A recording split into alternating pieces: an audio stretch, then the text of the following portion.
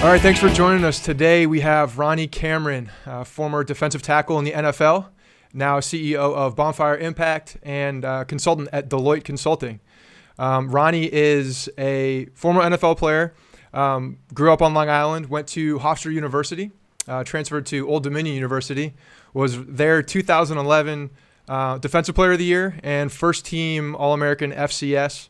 And then from there went to the Chicago Bears as an undrafted free agent. Played in the league for a couple different teams, and now is a consultant with Deloitte Consulting and CEO of Bonfire Impact, amongst many other things, at the bright age of 23 years old. It's pretty impressive, man. Did I miss anything? Can you go a little bit more detail about who you are and all that? I mean, you kind of hit it on the head. I've had a unique path to get to where I am now. A path unlike any other. I started my college career at Hofstra University, which was a great place. It had a lot of history, has a lot of guys in the NFL right now. And after 2 years, after playing there for 2 years, they dropped our football program. It was due to a bunch of different reasons, money and lack of support. And then, it was literally the most surreal experience that I had to go through in life because, you're working out one day, getting ready for the next season, and one morning you're told that your whole family's ripped apart.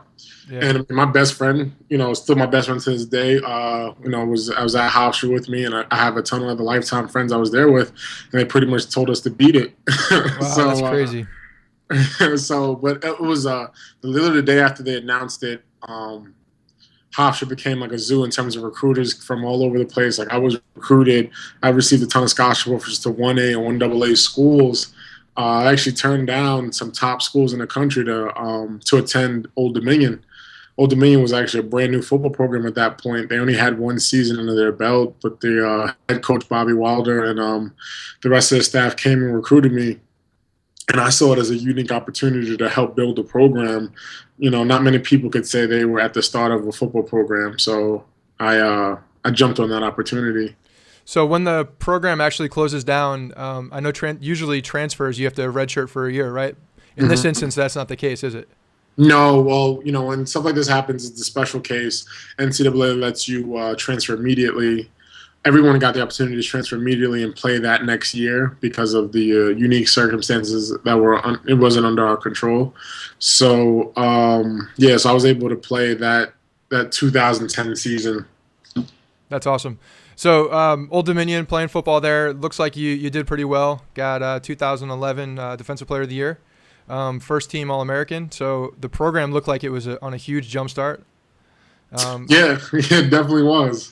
It to be able to go to Old Dominion and not only be a good football player, solid football player, but also do a lot of things off the field in terms of like that. I was also 2011 student athlete of the year. Oh, that's awesome. For the conference, which was really big because I was getting my master's at the time. Right. And I was able to get my master's while playing college football, which was great. And just being able to be ambassador for Old Dominion to a lot of different organizations off the field was great. And then just playing and forming the field is probably the best experience of my life. Be able to, every Saturday at a 1AA school, sold out, 22,000 every single weekend. It was louder than a lot of 1A stadiums. And I mean, we had people from around the country wanting to come be a part of that game day atmosphere. My parents drove down 8 hours from New York every single weekend to see me play. And they loved it. And it was an experience unlike any other. And when people say, they bleed for whatever school, like I truly bleed Monarch blue. That's great. I do know a little bit about that football experience. I've been a season ticket holder there ever since they started the program. And it's amazing to see what that program has done in such a short amount of time. And now transferring, going to Conference USA, it's been an amazing journey, that's for sure. Yeah, I mean, they're growing fast, and I mean, I'm still their biggest fan, and sometimes their biggest critic too, making sure that they keep a certain standard of play. But it's amazing to see how fast that program's growing. Good deal. So Old Dominion football. From there, we enter the draft. Let's backtrack a little bit. Actually, in order to get to the draft, you had to choose an agent, correct? Mm-hmm. So what's that process like as far as any kind of recruitment, or were people just coming up to you? How did that process work?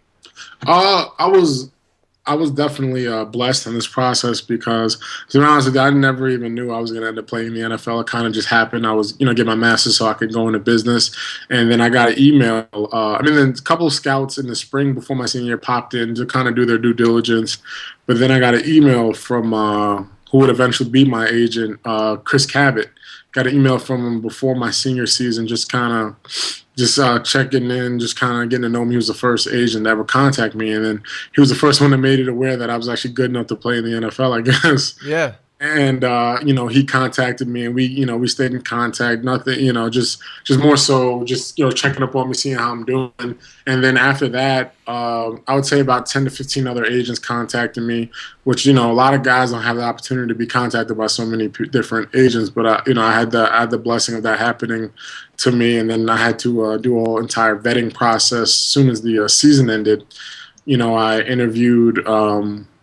I think I ended up interviewing like 7 or 8 agents, and I had to pretty much vet out who exactly would be the best for me and my family at the time. So, and it ended up being Chris Cabot who contacted me first. So, that worked out well. That's And great. yeah, but it was definitely a tough experience because you have to pretty much trust someone you don't know Right. your career with Yep. your upcoming career, and they're investing in you also because they're putting their money into your training and everything like that. So it's definitely a mutual partnership out of the blue. Sure. So the vetting process of the agents, are they coming to you? Or are you going to them? How does that exactly work? Well, my situation, they came to me. Yeah. Contacted me, they came to me. But I know a lot of guys who maybe aren't as heralded coming out of college have to go out and search Right. for someone to represent them. So it could work either way. But and that vetting process is pretty much. Everybody's gonna sell you bells and whistles. Yeah. But at the end of the day, you have to come down to a decision where do I trust this person? Sure. And you have to pretty much choose the person you trust the most, at least as far as in that situation. So Yeah. Good deal. Okay. So you've chosen an agent, and the NFL draft's coming up. What's that like? Sitting there waiting for your name to be called. Your agent, I assume, had you projected at a certain point, possibly towards the end of the draft, possibly undrafted free agent. So how does that process work? Are you talking with NFL teams before the draft, during the draft? yeah, well, it was a long process. Started during pretty much the beginning of my senior year, where literally on a daily basis, scouts from I believe it was scouts from all 32 teams came to Old Dominion to speak to me and start the interview process, kind of get to know who I am. And many of them enjoyed talking to me, and I enjoyed talking to them too. And we talked football, we just talked about life, Right. and then that went into the whole process of the true quote unquote pre-draft process after your senior year, where I was afforded the opportunity to play in 2 All-Star games. And that helped me out a lot, and I got a chance to interview with scouts even more, and they furthered their evaluation by seeing me play, up front and personal. And then I was doing the pre combine / pre pro day training. I did that up in New Jersey at Test Football Academy. Okay. Which was a crazy experience because you're just training day in and day out, and just getting ready for your pro day. And then your pro day, I was fortunate enough to have 10 NFL teams show up to my pro day, and then even that the morning of the pro day, I had to go through film with certain teams, and I had to go through a further evaluation process. Right. It was over and over and over. And then after my pro day, because what happened during my pro day, a couple of weeks before my pro day, I pulled my hamstring pretty badly. Pro day didn't necessarily perform as well as I wanted to, but teams were continuing to be interested. I ended up visiting 12 different teams. 12 teams flew me out to their location, wherever they were, and I got a chance to visit with 12 different teams, 12 different GMs, and just sit down and speak with them. And it was a great experience just to be able to do that and go to these different places. Now, is that before the draft happens, or is this afterwards or in the free agent period? This is pre-draft. Pre-draft. Okay, This gotcha. is all this stuff is going on pre-draft with all-star games, scout visits, and then visiting the teams. This is all happens pre-draft. This is all part of the evaluation process. Got it. So draft happens. A lot of people say it's better to actually be an undrafted free agent rather than being drafted at the end because you do have a choice at that point. Mm-hmm. What are your feelings on that? Oh, I mean, it's true. I mean, like to get drafted is an honor to be able to Right. say I was drafted, and there's also more money tied to your name because how the draft works. Because first rounders you get a certain amount of money, and then it goes down from there. But at least you have a certain amount of guaranteed money tied to your name, which in the game of football and the business of football always helps. But but when you are a free agent, at least you do have a choice. I had a choice between 15 teams, and I was able to choose what fit me best at the time, and I ended up choosing Chicago. So, and that was a great opportunity within itself. Yeah, that's awesome. Okay, so drafted by the Chicago Bears. Can you take us through the rest of the NFL career? I guess in the next couple years to come. Yeah, well, things went by quickly. I was in Chicago, being coached by Coach Lovie Smith and Rod Marinelli, Hall of Fame type coaches, Right. and surrounded by like Julius Peppers and Brian Urlacher and Lance Briggs. It was crazy. Amazing, right? Yeah, amazing opportunity. I'm out there just working, trying to make it happen. I ended up going to training camp. I made it to the. I was cut right before the second preseason game, which was but I was signed immediately by the Cleveland Browns. I was in Cleveland, another historic franchise. Right. In Cleveland, I go through training camp with them and things are going really well. I end up making the practice squad. On practice squad first few weeks of the season, I end up getting activated to the active roster, which was another achievement because, a lot of people don't get that opportunity to make that 53 Right. roster. So, I had an opportunity to be in a couple games and kind of take it from there. And then I was cut from Cleveland towards the end of the year. They wanted to make some roster moves. They wanted to bring me back on their practice squad, but Philadelphia wanted to sign me. It was a better fit in terms of Philadelphia, in terms of for a lot of different reasons. And signing with Philadelphia, they were having a rough season also. But it was a great opportunity to be a part of that franchise. And I know going into the next year would have been a good shot for me to make the team. And so I ended the season with Philadelphia. Good deal. So the waiver process as a player, are you just sitting there waiting for the teams to kind of tick, and if whoever is up next, if they claim you and they claim you, are you watching that? Are you in the know as it's happening? No, you have no idea. 24 hours goes by, and then teams have that 24-hour period to put claims in you. When I was released from Chicago, I was claimed by 5 different teams. Okay. And but Cleveland at the time, going into the preseason, had the worst record of the 5 teams, so they had the rights to me. Got you. So Cleveland got the rights to me. So it's pretty much you wait 24 hours. If it's on the weekend, you have to wait till that Monday. But you wait. It's pretty much you wait one business day, and then you find out what team, if you got claimed, and if you didn't get claimed, you're pretty much a free agent at that point. Okay. Good deal. So. So you're in Philadelphia. You're working out with them. I know you made some tough decisions after that, and you took a job as a consultant with Deloitte. Can you tell us a little bit about how what went through your process, your decision making process as to to move forward in the business world? Well, the game of football has been something I love, something I'll always love. But even I'll tell anybody this. My plan A coming out of high school going to college was to be in business. Hopefully that's why it was a big deal for me to get my master's, was to hopefully make it in the business world. And I was in Philadelphia and I was enjoying it. And Chip Kelly came in and he was a great coach. I loved being in that atmosphere, but they had to make some changes because I didn't necessarily fit their system in terms of my body type. So they ended up releasing me, and I ended up getting released. And Deloitte contacted me a few days later, just, said we heard about it, because they've been contacting me for the whole entire year, just kind of waiting for me to become available. They contacted me, and I set up an interviewed and got the job pretty much that day, which was a blessing because especially with the job market and the economy, Yeah, absolutely. that never happened. So I was blessed in that regard also.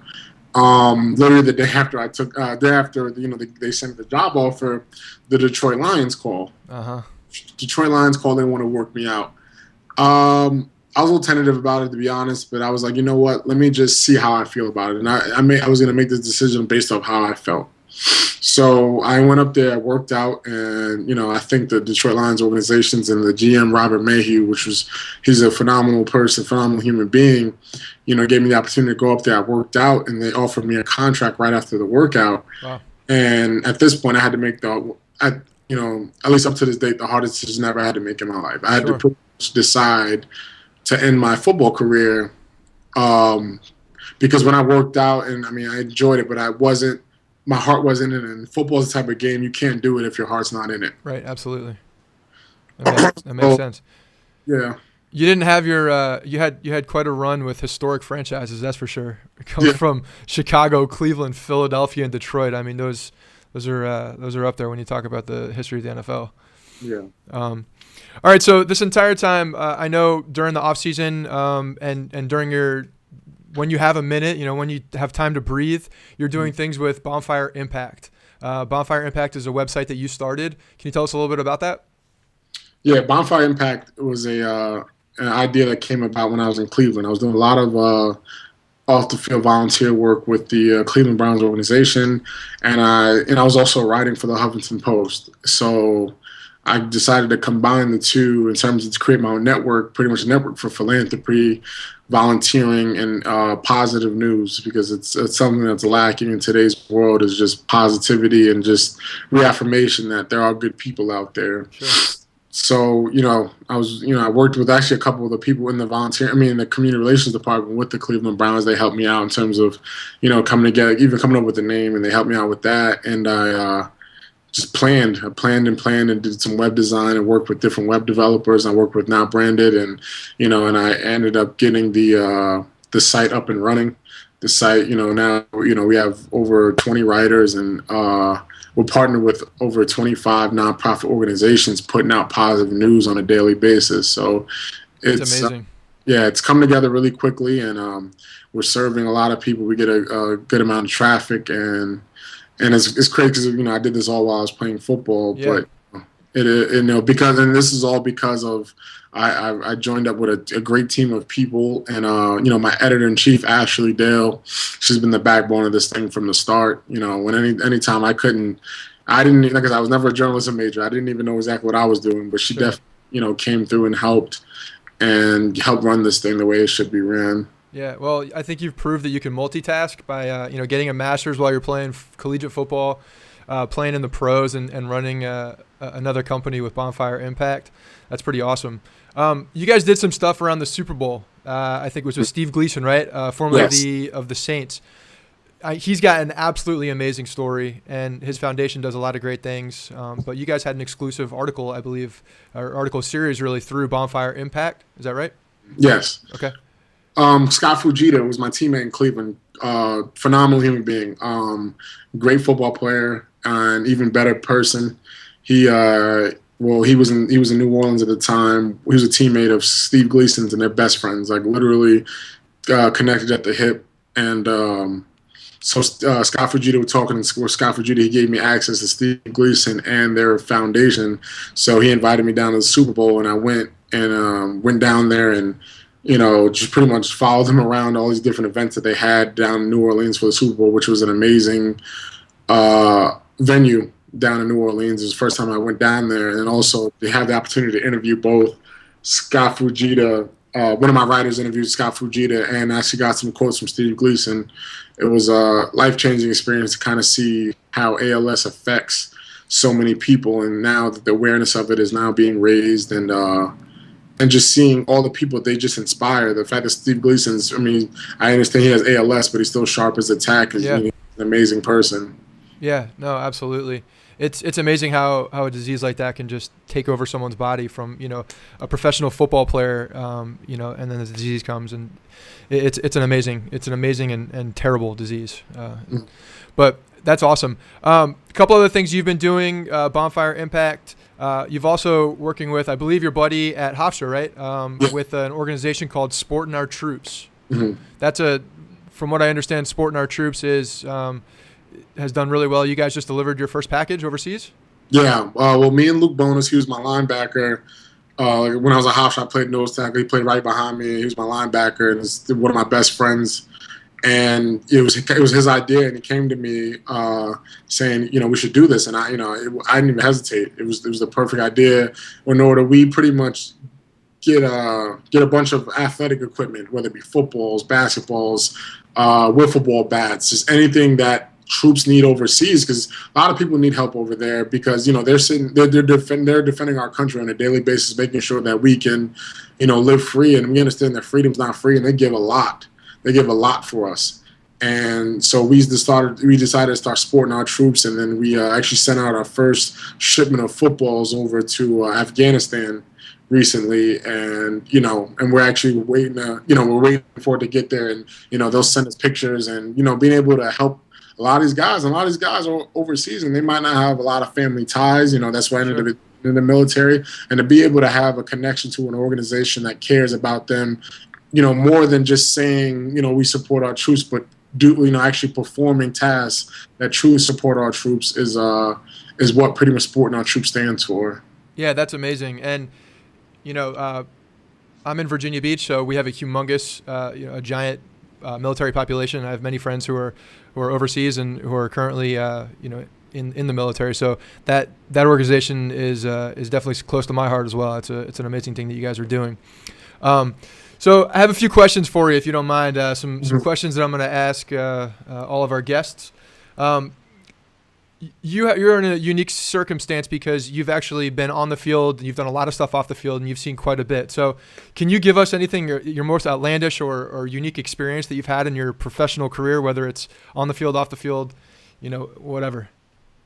Well, I spent the longest time in terms of my career in Cleveland. Okay. And Cleveland's, it's a unique city, definitely has dealt with hard times in sports. And, when I was there, when I was active, we ended up beating the Pittsburgh Steelers, which is a humongous deal. Like, I've never seen a rivalry so deep like the Pittsburgh-Cleveland rivalry in terms of how people – because the thing about it, it's funny. I lived right in Berea, which is where we have our facilities. Uh-huh. Went down the street to a CVS. I think I was wearing a brown shirt, and the teller. And then, mind you, we're in Cleveland, we're in Ohio. Sure. Teller was like, Steelers Nation, and I'm buying some batteries, or I'm just buying some batteries. She's like, Steelers Nation. I was like, what? She's like, Steelers Nation. the other guy, pretty much the other teller, and then she was dead serious. And this is in Cleveland, so that's when I had the first touch of like what a real rivalry is like. And this came from a elderly lady at CVS, so that was unique. That was unique within itself. Man, I tell you what, fandom knows no boundaries. That's for sure. Yeah. Geographic age, it doesn't matter. When you're a hardcore fan, that's it. Yeah, that's cool. Sports memory, as far as actually participating, what's your best sports memory of playing football throughout your years? There's so many, because I've been, I played two college teams. I was on 3 different NFL franchises, but Old Dominion, when we beat JMU, which was an amazing game, because the build up to that game was ridiculous. I believe me and might have had one loss at that point in the season. We were like ranked top 5 or top 10 in the country at the time, and they were ranked top 5, top 10 in the country at the time. And it was the game of the week, nationally. And tickets were going on sale on StubHub for like $500 to $1,000, and this is a 1AA game. This game was big, and like to go through that game, we played terrible on defense in the first half, getting ran all over. It was awful. We go in at halftime, and it was a lot of bad words said between us. We came out and literally pitched a shutout in the second half. Literally held them to less than 50 yards. Actually, less than 50 yards of total offense. Like, we shut them out completely and got that win on a field goal. We blocked a field goal, and then we got the win on a field goal.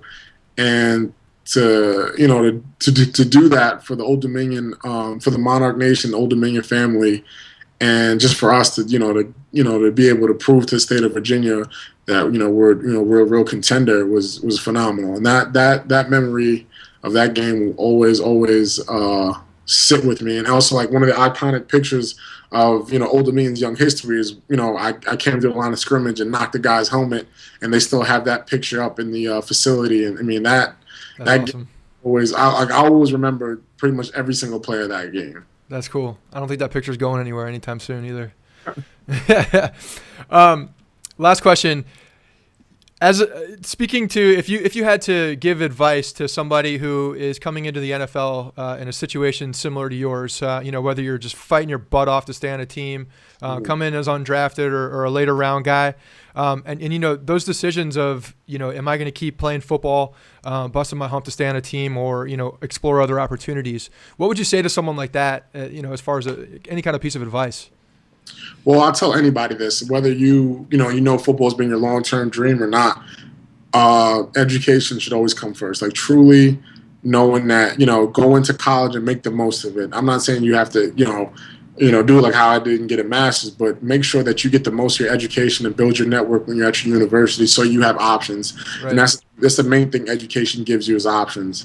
And then, if you pursue the NFL, give it your all, don't look back, but also know that you can walk away if you want to. But I mean, honestly, like, I was a unique case, and I mean, it was 99 out of 100 people said they couldn't do what I did, and it was tough, and it's still tough. Like, it's something I always think about. But literally give football your all as long as you want to, not as long as you possibly can, but literally. Education gives you the opportunity to play football as long as you want to. If you want to play for a year, if you want to play for 10 years, you have that option. So, just make sure that you have all your ducks in a row so you can exercise those options if needed. Great. That's awesome. That's good advice. Well, hey, Ronnie, I really appreciate you coming and taking the time to be on the show. We're going to link up all of Bonfire Impact, Sporting the Troops. We're going to link up all that in the show notes as well so everybody can get to it. But really appreciate you taking the time to come with us and speak with everybody on Behind Sports. Oh, thank you. It's been a pleasure. All right. We'll talk to you soon. This is Gregory Scott, Behind Sports. Thank you.